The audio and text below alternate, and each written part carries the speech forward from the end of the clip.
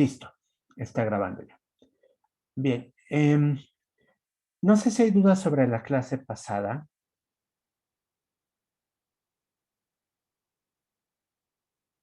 Bien, si no hay dudas, entonces voy a continuar con la clase de hoy. Permítanme entonces compartir las láminas un momento.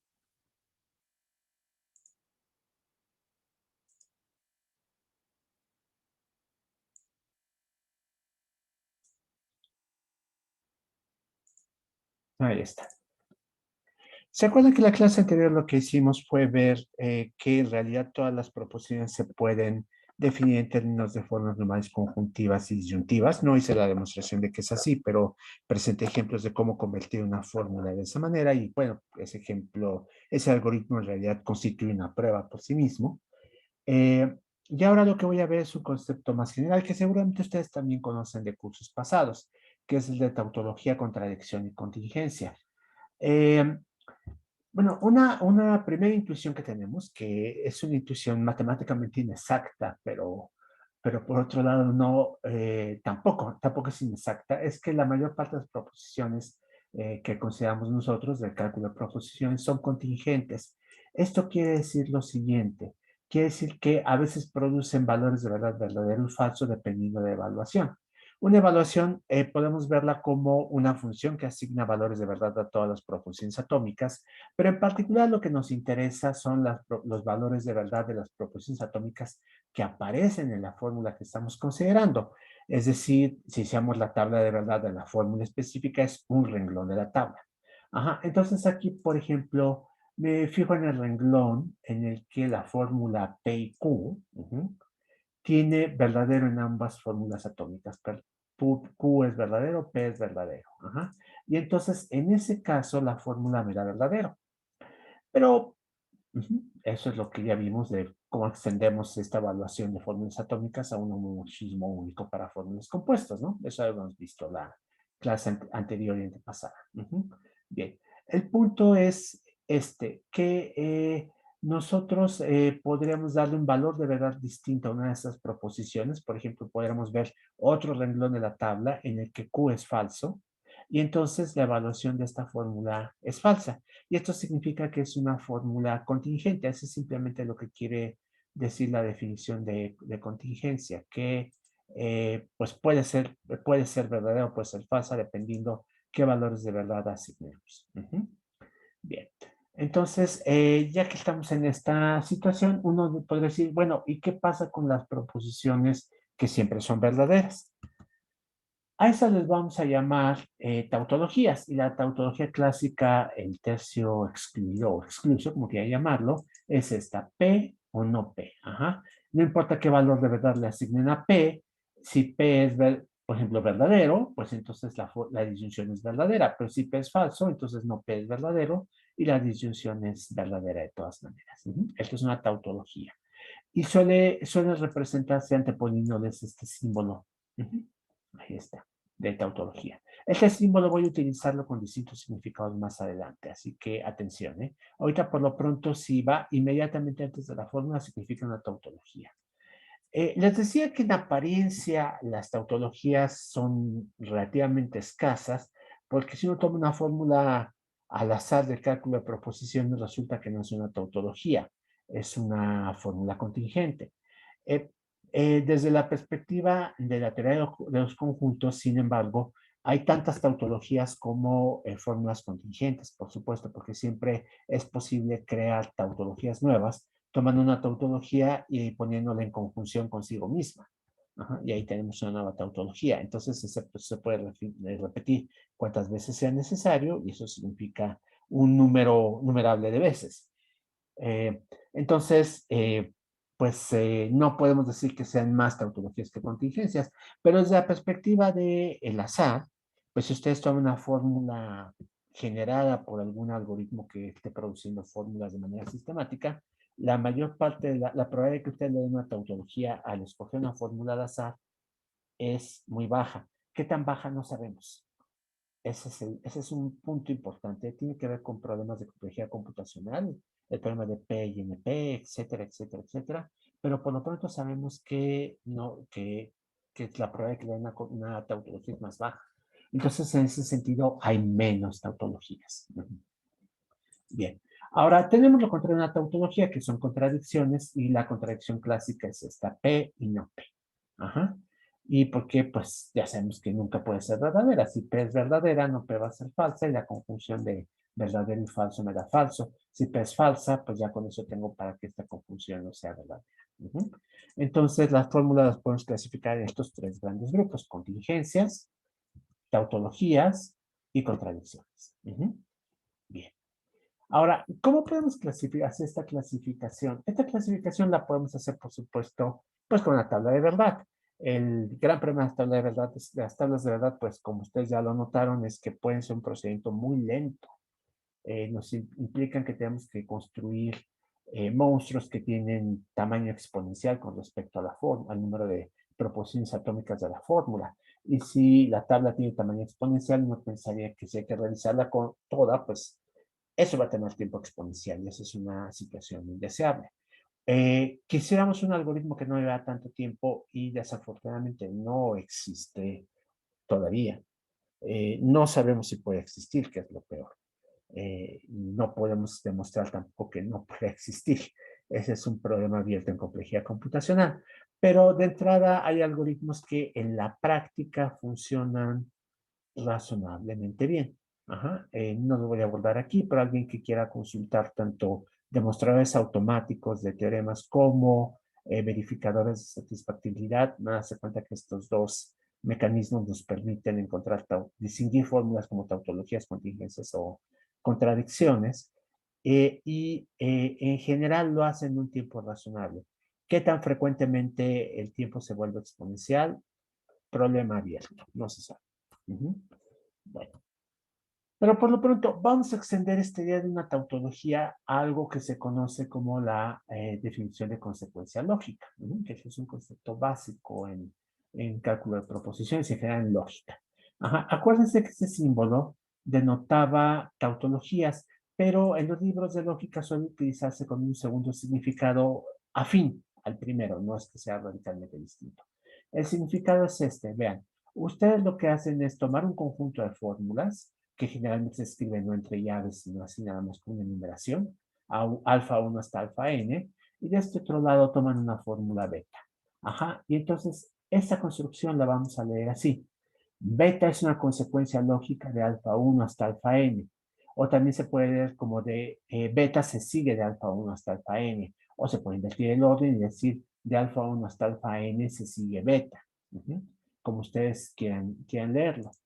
Pero en esta construcción vamos a decir que alfa 1 hasta alfa n se conocen como las premisas y beta es la conclusión y toda la expresión completa es un argumento, o un argumento lógico, si quieren ser todavía más concretos, ¿no? Entonces, este es un argumento lógico y en un argumento lógico tenemos premisas y tenemos una conclusión. Y esto es un poco herencia de esta disciplina medieval de la retórica, ¿no? Que pensaba, bueno, cuyo objetivo era discutir o más bien analizar los mecanismos de discusión en los que se presentan principios y se llega a conclusiones, y la idea era poder demostrar que las conclusiones se siguen de los principios, ¿no? O al menos poder convencer al escucha de que era así.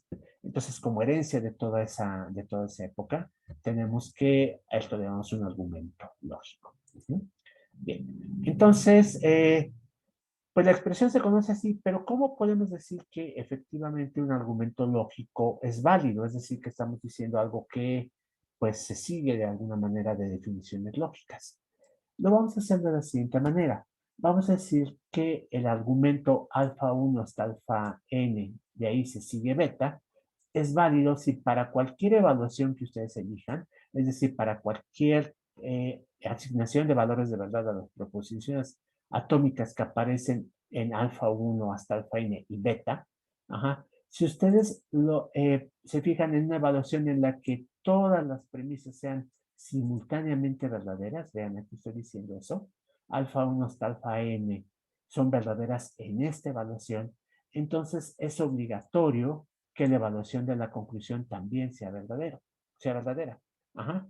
Si no es así, entonces el argumento es inválido. Entonces, vean cómo es un sí entonces. Si todas las premisas son simultáneamente verdaderas en una evaluación, entonces el argumento, perdón, la conclusión debe ser verdadera también. Si las premisas no fueron simultáneamente verdaderas, pues no nos importa lo que pasa con la conclusión. A ver, aquí un ejemplo, y para el ejemplo voy a pasarme a la pantalla completa. Un momento.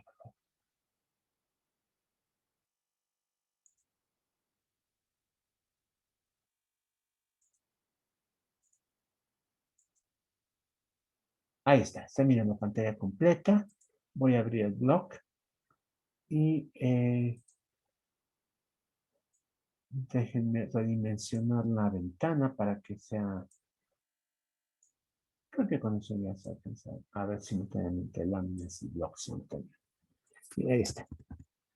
Perdón, esta no era la que tiene que cambiar de tamaño. Un momento, por favor. Ahora sí.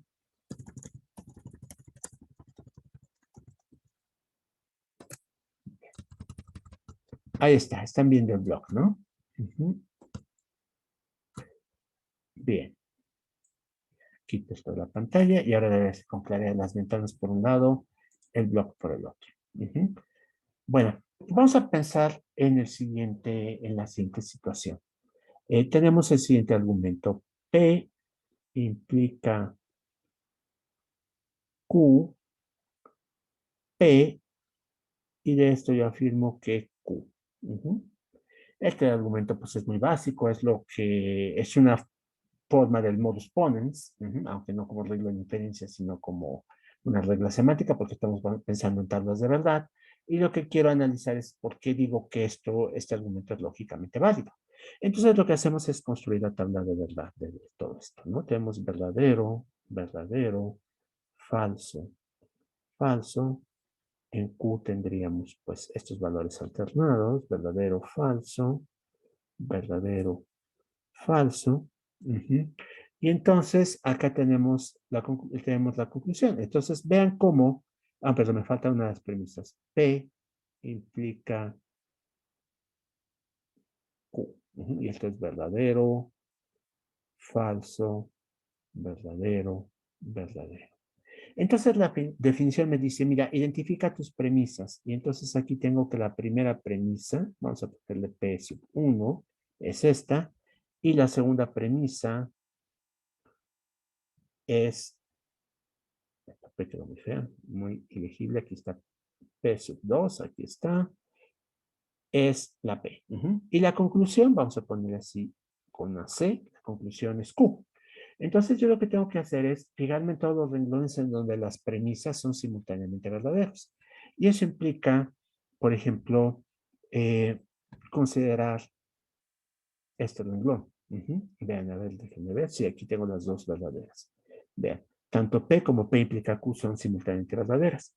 Y ninguno de los demás renglones me importa, porque vean que en los demás renglones, donde P implica Q es verdadero, P es falso. Entonces, esos no, este renglón no cuenta, este renglón no cuenta porque acá tengo que P es falso y acá P es falso también. Y este otro renglón no cuenta porque en este renglón, aunque P es verdadero, Q es falso. Entonces el único renglón que me importa es este. Y lo que hago en este renglón entonces es ver qué pasa con P implica Q. Aquí tengo este valor, esto es verdadero. Tengo que P es verdadero y tengo que la conclusión es verdadera también. Y eso significa que en el renglón en el que me importa, tengo que la verdad de las premisas implica la verdad de la conclusión y por lo tanto lo apruebo. Este es un argumento lógicamente válido. Bien. Entonces, pues, Profesor, entonces las premisas ahí son P y Q. no, son P y P implica Q. La premisa, por eso lo que P implica Q, ahí está marcado, ¿te das cuenta? Esa es una premisa. Y la otra premisa es P. La conclusión es Q. Q es lo que está al lado izquierdo, al lado derecho del símbolo de consecuencia lógica. Ah, ok. O sea, ¿Sí? ya todo el argumento es P implica Q, P, entonces la consecuencia lógica es Q. Ajá, es lo que estamos diciendo. Exactamente, por eso entonces Yo identifico los renglones donde las dos premisas son verdaderas y veo cuál es el valor de verdad de la conclusión. Y si en todos esos renglones, en este caso fue solo uno, pero bueno, si hubiera más, entonces esos renglones debo tener que Q debe ser verdadera también, que es la conclusión. Por eso es que funciona así. Vamos a ver un contraejemplo. Más bien un ejemplo negativo, más que contraejemplo. Aquí tenemos el siguiente argumento lógico. Voy a ponerlo entre paréntesis porque pues no va a ser un argumento lógico hasta que demuestre que esto es que cumple con la definición, ¿no?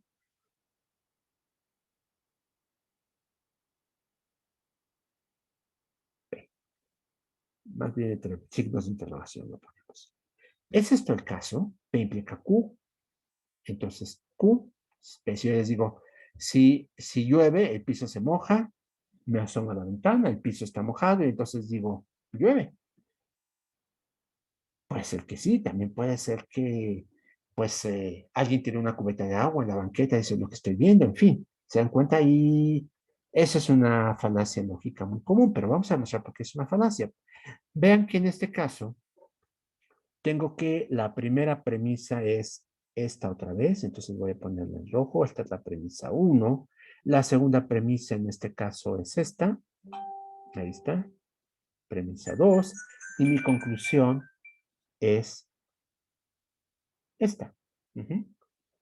Ah, bien, entonces ahí tengo ya estas mm, identificadas estas partes de mi argumento. Permítanme un momento, olvidé poner en silencio mi teléfono, entonces voy a ponerlo en silencio. Ahora sí, disculpe por la interrupción. Y vamos entonces a ver qué pasa con esto. Tengo que identificar entonces los renglones en donde las premisas son simultáneamente verdaderas. Vean, entonces este renglón, lo voy a señalar aquí en rojo, cuenta, se dan cuenta, porque esta premisa es verdadera y esta otra premisa es verdadera. Ajá, entonces voy a poner aquí una flecha roja. Este renglón cuenta. Pero también cuenta este otro. ¿Se dan cuenta? Aquí es verdadera una premisa y aquí es verdadera la segunda premisa. Entonces tengo dos renglones que cuentan. Ajá. Y en estos dos renglones tengo que fijarme qué pasa con la conclusión. En el primero observo que la conclusión, que es P, pues se cumple. Entonces, ya pasé el primer escollo. Parece que voy por buen camino. Pero después veo en el segundo renglón en las dos premisas son verdaderas y resulta que en este renglón la conclusión es falsa. Entonces, pues si hay un renglón en el que las dos premisas son verdaderas y la conclusión es falsa, resulta que esto no es un argumento lógicamente válido. La respuesta entonces es no. Es así como entonces identificamos argumentos lógicamente válidos. Probablemente ustedes ya lo habían definido en el curso de matemáticas discretas, lo que era lógicamente válido, probablemente no, pero sea de una forma u otra, este va a ser un concepto esencial en lo que resta del curso. Ajá. Nos interesan los argumentos lógicamente válidos, entonces mucha atención a este ejemplo, si es necesario, por favor revisen otra vez las notas o revisen el video de lo que presenté. Bien, ¿preguntas? No, profesor. Bien, perfecto. Entonces, contrasten sobre todo la diferencia entre los dos argumentos, como uno sí es válido y el otro no es válido, a pesar de que se parecen mucho. Bien. Bueno, entonces déjenme regresar a las láminas nada más.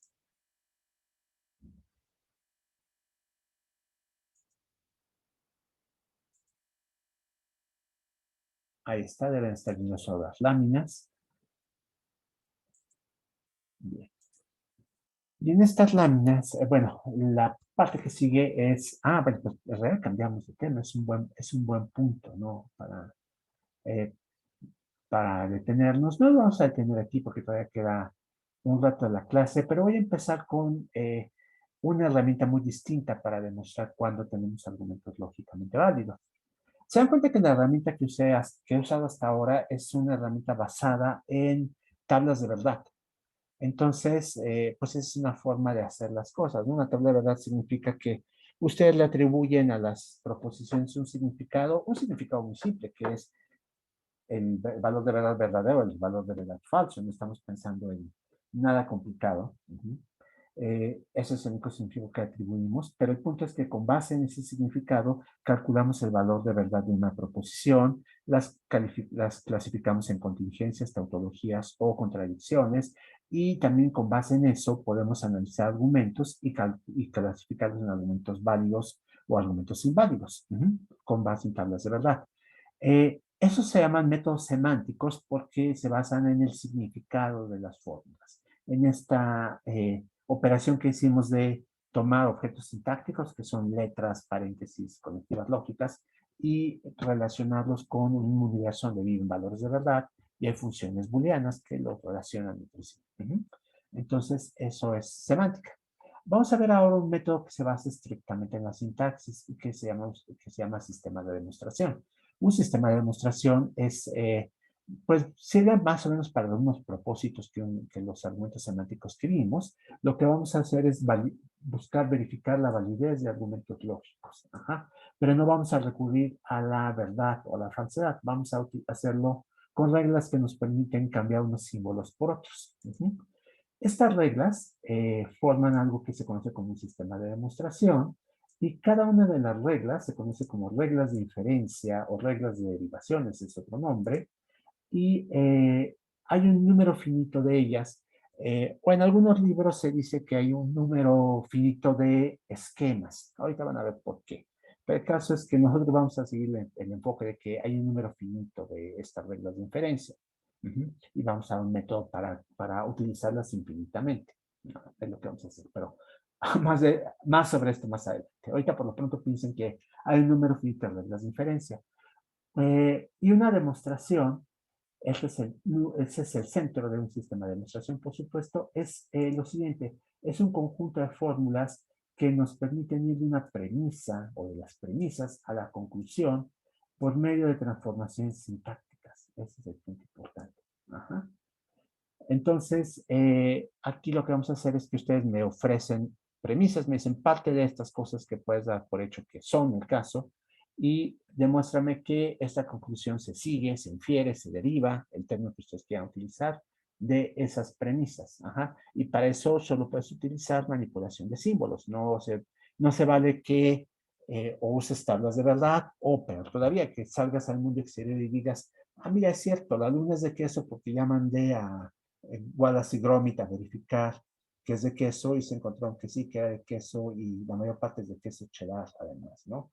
Si no han visto el corto de Wallace y Gromit donde van a la luna, se los recomiendo ampliamente, es muy bueno. Van y encuentran eso, que es de queso. Nosotros en este curso no tenemos que hacer ese tipo de cosas, no tenemos que construir naves, no tenemos que ni siquiera estirar la mano fuera de la ventana para ver si está lloviendo. La idea es que vamos a relacionar solo por métodos sintácticos o semánticos. Bien, vamos a ver más adelante que para que un sistema de demostración sea útil, tiene que cumplir propiedades metateóricas. Y estas propiedades ahorita doy su nombre de algunas, pero en realidad no se preocupen por el momento. Simplemente son cosas que queremos que el sistema cumpla para que pues, nos diga cosas informativas sobre la lógica. Bien. Entonces, habíamos quedado que una regla de inferencia es pues uno de los componentes básicos de un sistema de demostración. Y una regla de inferencia se ve muy parecida a un argumento lógico. Vean, por un lado tenemos un conjunto de premisas, alfa 1 hasta alfa n, las llamamos igual, de hecho, y por otro lado tenemos pues una conclusión de esas premisas. Y entonces una regla de inferencia se ve de esta manera. Tenemos aquí las premisas, una raya, y abajo la conclusión. Y a veces les ponemos nombre, ¿no? Aquí, por ejemplo, esta regla se llama R. Es una presentación abstracta, no estoy diciendo exactamente cómo es, simplemente estoy diciendo, se llama R. Entonces está aquí. Bueno, punto importante. Vean que aquí esto va de 1 hasta n, pero también puede tener el caso 0. Es decir, puede ser que tenga una regla de inferencia en la que no hay premisas. Entonces ha dicho que estas alfas poseen las premisas, la beta es la conclusión, R es el nombre de la regla. Y punto importante, en el caso 0, cuando el conjunto de premisas es vacío, las reglas de inferencia se conocen como axiomas. Esa es una convención que se adopta. Hay libros que van a decir, no, los axiomas son otra cosa. Es meramente convencional. Llamar axioma a una regla de inferencia con sin premisas es pues una forma conveniente de unificar los dos conceptos. Bien. Entonces, eso es lo que es una regla de inferencia y un sistema de demostración. Entonces, está formado por generalmente varias de estas reglas. Aquí tenemos este ejemplo que es el sistema de Lukasiewicz, que por cierto, hace poco en un artículo que estamos escribiendo una colega y yo, hicimos un poco de rastreo arqueológico de este concepto porque surgió la duda de que si el sistema es realidad o no es obra de Lukasiewicz. Resulta que sí, pero es un sistema de Lukasiewicz. Lukasiewicz es un matemático polaco de la primera mitad del siglo XX, se divertía presentando distintos sistemas axiomáticos. Entonces, si ustedes buscan un libro, puede ser que vean otros axiomas y otras reglas de inferencia para sistemas de Lukasiewicz. Lukasiewicz presentó muchos de estos, al menos tres, pero probablemente hay más. Si uno lee de otra manera sus artículos, puede decir que ahí hay otros sistemas, ¿no? Este es en particular uno de ellos y se conoce como el sistema 3 de Lukasiewicz. Entonces, el sistema 3 de Lukasiewicz toma tres axiomas y una regla de inferencia. Es una regla de inferencia que sí tiene premisas. Los axiomas son P implica Q implica P, P implica que Q implica R y todo esto implica entonces que P implica Q y esto implica que P implica R. Y finalmente, no P implica Q, implica que Q implica P. Ajá. La regla de derivación, que les decía que se conoce como modus ponens, nos dice que ustedes tienen P implica Q y tienen P, entonces de esto pueden deducir Q. Este es el ejemplo que hace unos momentos demostré que si lo viéramos desde la perspectiva semántica, es un argumento lógicamente válido. Más adelante vamos a ver que estas dos perspectivas deben ir juntas para que el sistema sea útil. Ajá. Pero ahorita por lo pronto vean cómo estoy dando una versión sintáctica del modus ponens. Entonces, con estos sistemas con este sistema de Lukasiewicz, ¿cómo se vería una demostración? Permítanme, antes de definir formalmente qué es una demostración, presentarles un ejemplo concreto, una demostración utilizando el sistema de Lukasiewicz. Vean, tenemos esta demostración. Yo quiero demostrar que de la premisa P y la premisa Q implica que P implica R, se sigue la conclusión Q implica R. Este símbolo, vean que es muy parecido al que teníamos antes, nada más que tiene una sola rayita en lugar de dos rayitas. Esa va a ser una diferencia que además es muy general en los libros de texto de lógica. Dos rayas significa semánticamente, una raya significa por medio de reglas de inferencia. Ajá, entonces, este símbolo está así. ¿Qué hace aquí la L? La L está ahí para decirnos, mira, esto vale en el sistema de Lukasiewicz. Si te tomas un sistema de demostración distinto, no te garantizo que sea el caso. Pero en el de Lukasiewicz vale esto. Ajá.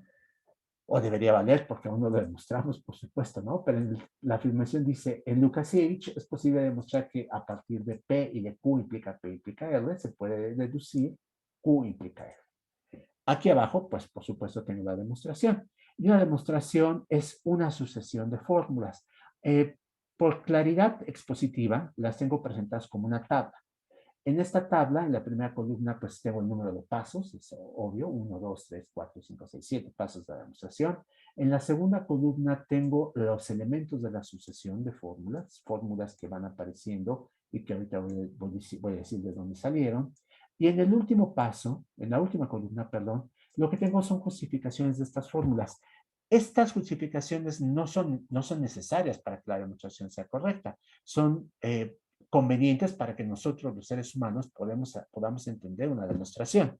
Entonces, en este curso, como ustedes son seres humanos, no tengo robots que se hayan colado, espero. Entonces, como ustedes son seres humanos, vamos a poner mucha atención en esta columna de justificaciones y ustedes van a tener que entregarla en las tareas, ¿no? Cuando haga una demostración, es importante que justifiquen correctamente su demostración. Pero supongo que un robot podrá prescindir de esto, un programa de computadora que demuestra teoremas puede prescindir de eso también internamente, solo cuando presenta resultados legibles para un ser humano se incluye, pero si no, no. Y entonces, aquí vamos a explicar estas justificaciones. Vean, las primeras dos fórmulas se justifican porque son premisas. Y eso lo estoy escribiendo aquí. Estas dos son premisas. Entonces, pues ahí está. No necesito justificarlas. Si a alguien le interesa saber por qué, de dónde viene la palabra premisa es la evolución de la palabra latina respectiva que significa regalo. Es decir, ahí está. Este es el punto de partida este es el punto de partida. Alguien nos está regalando estas dos fórmulas con la intención de que demostremos a partir de ellas Q implica R. Ajá. Entonces, ya con este regalo, lo que hacemos es introducir aquí, aplicar reglas de inferencia. Vean, la primera regla de inferencia me dice, mira, este es el axioma 1. Yo digo, a ver, ¿es cierto? Déjenme cambiar la perspectiva. Un momento, por favor. Voy a presentar a toda la pantalla. No está viendo nada, ¿verdad? Ya no. Bien, a ver, entonces déjenme volver a intentar. Estaba hablando bien de Zoom en mi clase pasada porque después de algunas actualizaciones en Ubuntu parece estar funcionando bien, pero creo que no. Bien, ahí está. Ahora sí espero que estén viendo la pantalla completa. Y bueno, por supuesto que ahorita no se ve nada interesante, pero ahora espero que sí. Tengo dos copias de la misma ventana, sí las están viendo, ¿verdad? Perdón, ahora sí. Sí. Para presentarlos un poco más en grande, que sea más legible esto. Ahí está. Bien. Bueno, entonces me regreso una página antes, dos páginas, 3 páginas antes. Ahí está el sistema de Lukasiewicz del lado izquierdo y esta demostración del lado derecho. Entonces vean cómo lo que hago en el paso 3, aquí, es tomar el axioma 1 de Lukasiewicz. Veanlo del lado izquierdo. Ahí está. Bien.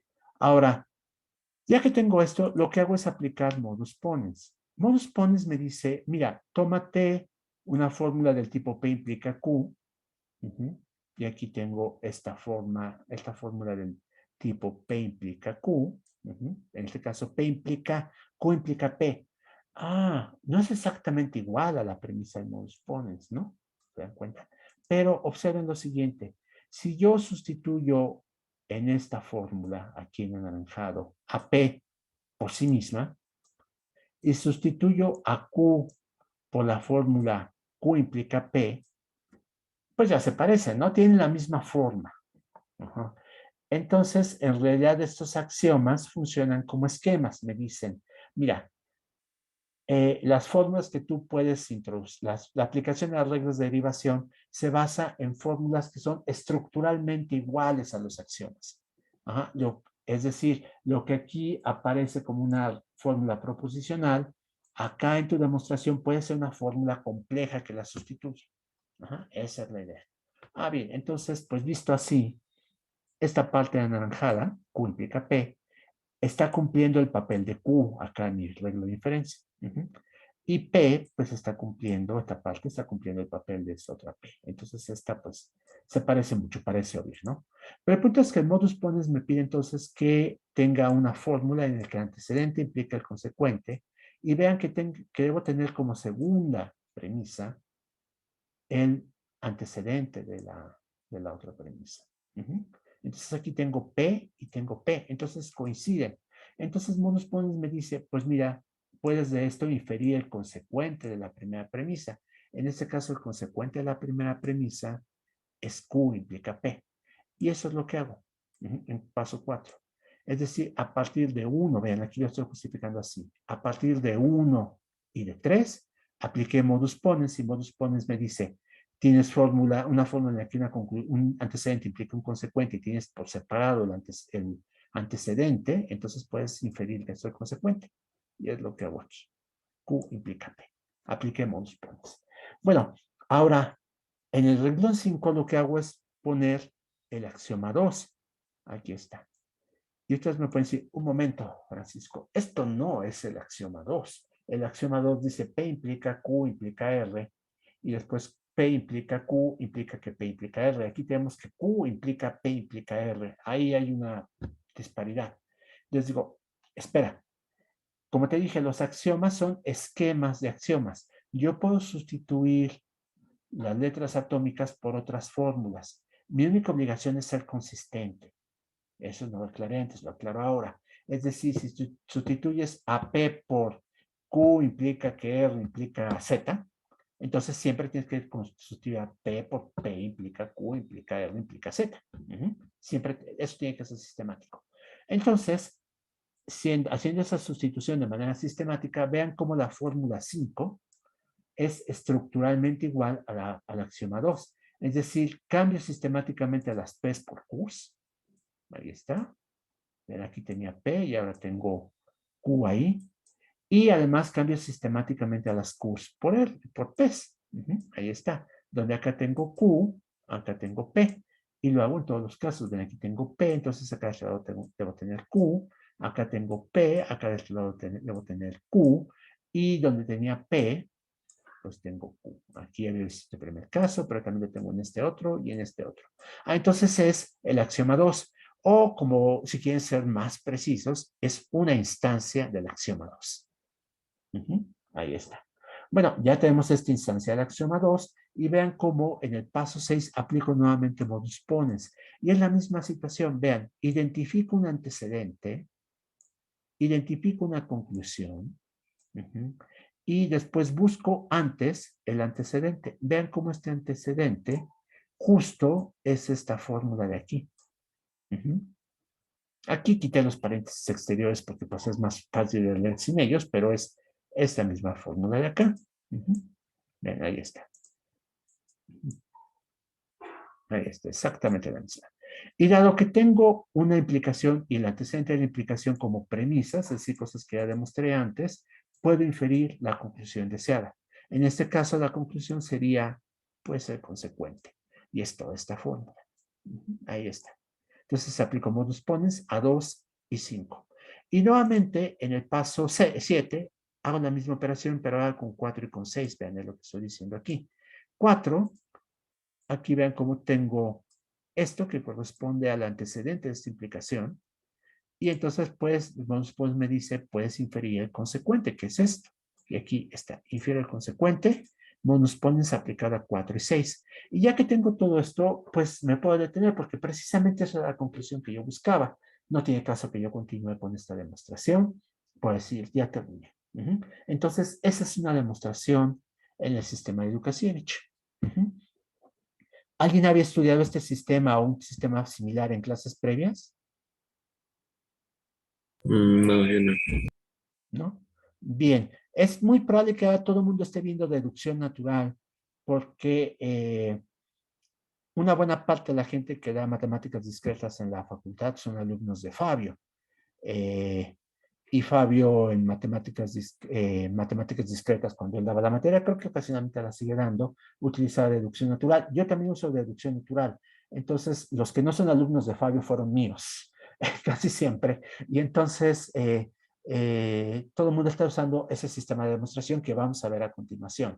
Pero seguramente entonces ya lo conocen. Lukasiewicz tiene antecedentes muy ilustres, el sistema, que es el sistema, no el personaje, que Lukasiewicz era un matemático como, pues, igual que todos, no particularmente preocupado por sus antecedentes, pero el sistema sí viene desde hace muchos años, viene desde principios del siglo XX, ha sido muy estudiado, se sigue utilizando para muchas cosas, sigue apareciendo en muchas publicaciones de investigación, entonces sigue teniendo importancia, ¿no? Pero el caso es que para lo que vamos a hacer en este curso tal vez sea mejor utilizar reducción natural. Pero mi idea en utilizar Lukasiewicz es porque se ilustran muchos conceptos abstractos de lógica con él. El siguiente concepto, por supuesto, es la definición abstracta de qué es una demostración. Y aquí está. No la voy a ver ahora porque me quedan 14 minutos y me gustaría verla con suficiente calma. Y vamos bastante adelantados en el curso, entonces creo que tampoco corremos con tanta prisa. Entonces, esto lo veo el lunes. Por lo pronto termino entonces. No sé si hay preguntas.